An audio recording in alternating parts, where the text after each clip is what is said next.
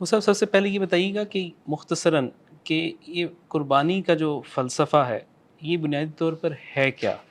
یعنی عام آدمی سب تو یہ جانتے ہیں کہ حضرت ابراہیم علیہ السلام کی سنت ہے اور لیکن اس کا فلسفہ کیا ہے؟ یعنی ہم ہر سال، اگر میں ایک عام انداز میں پوچھوں تو ہم ہر سال قربانی کیوں کرتے ہیں؟ آپ نے بہت اچھا سوال کیا کہ قربانی کی روح کیا ہے اور اس کا فلسفہ کیا ہے۔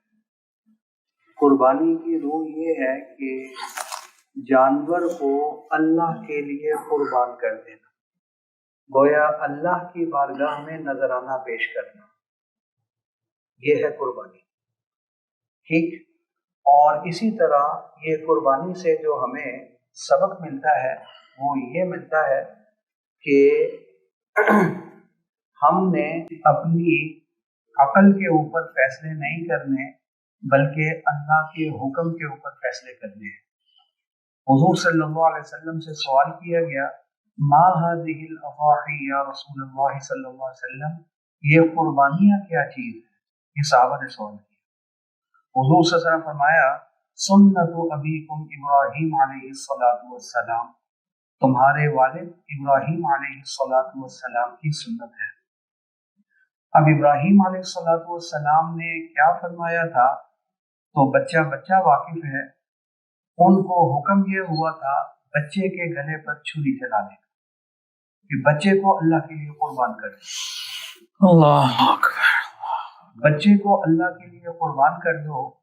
پلٹ کر ابراہیم علیہ السلام نے یہ سوال نہیں کیا، اے اللہ میرے بچے کا کیا جرم ہے، میں کیوں ذبح کر دوں؟ یا بچے نے حضرت اسماعیل علیہ السلام جن کی پشت سے حضور صلی اللہ علیہ وسلم نے آنا تھا، انہوں نے یہ سوال نہیں کیا، ابا جان میں نے کسی کو قتل کر دیا ہے، میں نے کہیں دھماکہ کر دیا ہے، یہ کس جرم میں مجھے ذبح کیا جا رہا ہے؟ یہ دونوں سمجھتے تھے کہ جب اللہ کا حکم آ جائے بس اب ہماری آنکھیں بند ہیں، اس میں چوں چرا کی گنجائش نہیں۔ یہی قربانی کا فلسفہ ہے، اللہ کا حکم آ جائے اب اس میں چوں چرا کی گنجائش نہیں ہے۔ اسی قصے میں ہی ہے، فلما اسلم وتلہ للجبین، ابراہیم علیہ السلام اور ان کے بیٹے اسماعیل السلام دونوں اسلام لے آئے۔ اسلام کا معنی ہے اپنی گردن جھکا دینا، دونوں نے اللہ کے حکم کے آگے گردن جھکا دی۔ باپ ذبح کرنے کے لیے تیار ہو گیا اور بیٹا ذبح ہونے کے لیے تیار ہو گیا۔ کیوں چرانے بھی کیوں کرو؟ کیا جرم ہے؟ کیا غلطی ہے؟ کس بنا پر ذبح کا حکم کیا جا رہا ہے؟ ہمیں قیامت تک کے لیے سبق دے دیا کہ اللہ کے حکم کے آگے یہ قربانی کا فلسفہ ہے، چوں چرا کی گنجائش نہیں۔